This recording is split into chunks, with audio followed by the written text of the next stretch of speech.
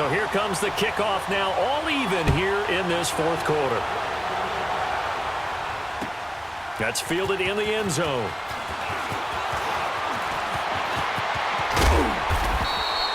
And here in overtime, if the team that receives the ball scores a touchdown, it's over. If they don't, we can still have some more football. That's exactly right. If they go down and kick a field goal, the other team gets a possession to either match it or score a touchdown to win the ball game. If both teams kick field goals, the next team to score wins. But if the receiving team throws a pick six or fumbles the ball and it gets picked up by the defense and they score, the game is over at that point. So a tie ball game here as the kick's away. That's fielded in the end zone.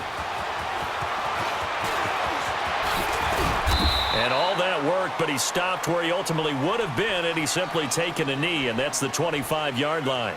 And now Oakland ready to take the field. They control their own destiny here. They have the football in overtime. Obviously, a touchdown would win it. And I think teams around the league are still adjusting to the idea of going downfield, scoring a touchdown wins the game, because they were used to just going downfield and trying to get in field goal range to win a game. Still having to make that transition. Let's face it now, the ones who are doing it best know they need to go down, attack, put the ball in the end zone, and not leave it up to a field goal and give the other team a chance. Yeah, as we said, they control their own destiny now. Looking middle, and it's incomplete. Antonio Brown, the intended receiver. Third down here. You got to remember, because now that we're in overtime, mistakes get magnified. So you got to walk that line between being aggressive and being careful, because that was a dangerous throw right there. You obviously could not have an interception in this spot. And nearly was an interception. He's lucky to get that one back. Back to throw. Goff throwing for his running back, and he's got him complete. A pickup of 10, and it's enough for an Oakland first down. So many times you hear today's NFL described as a space game. Get your best players into space with the football in their hands. That's why sometimes you swing it out to your runner, get him out in the flat, and let him have a chance to make people miss an open field. And unable to get downhill there as he'll take this up to about the 37. Credit him with a 1-yard gain there to make it 2nd and 9.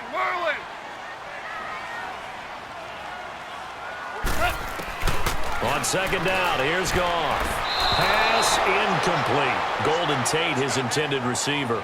And it's 3rd down.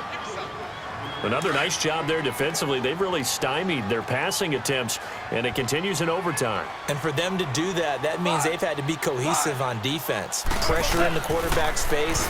Good coverage of not just the wide receivers, but the tight end, the running backs when they try and slip out, and making sure they're at the point of attack. When the ball's in the air, they get there and help force some of those incompletions. Here's Pat O'Donnell now. On for a very important punt here in overtime. Averaging over 50 yards a punt so far as this one's away. Fielded just inside the 20. A good return there. Call it 13 yards. And the offense will take over with a new set of downs.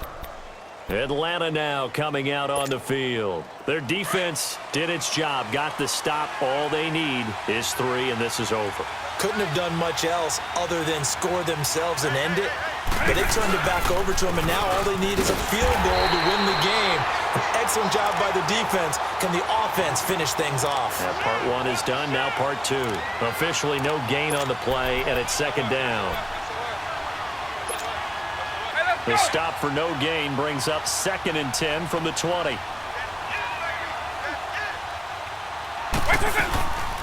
They'll run it now out of the gun. And he'll be tackled right on the chalk of the 45. A really nice pickup of 14 yards, and it moves the sticks. Boy, he does it at a high level, doesn't he? Because when I watch him, I think of his vision. Straight ahead, peripheral. Also has that sense of where holes are going to be before they actually open. I think that helps set him apart from many of the other backs in the league. Right back to him on first down. And he is met in his tracks behind the line of scrimmage. It'll wind up being a loss of 2. And that'll make it 2nd and 12. Eagle.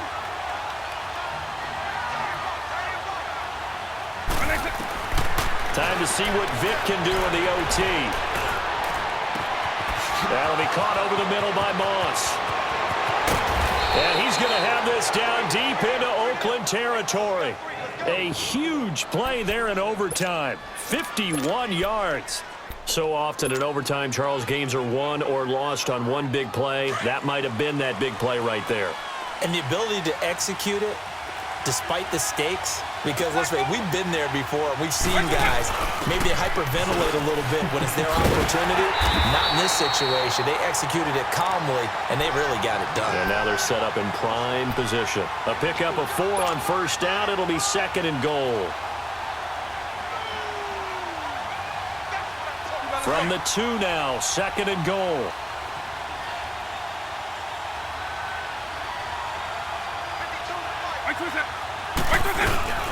They'll try to punch it in with Davis.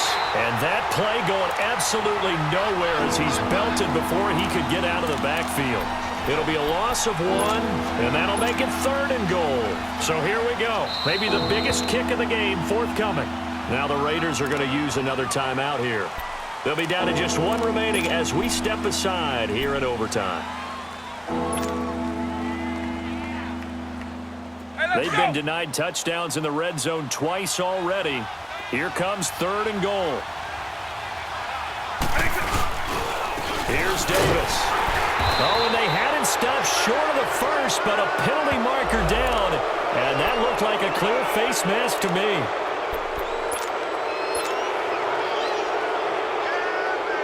So the ball's moved to about the 1 after the penalty, 1st and goal.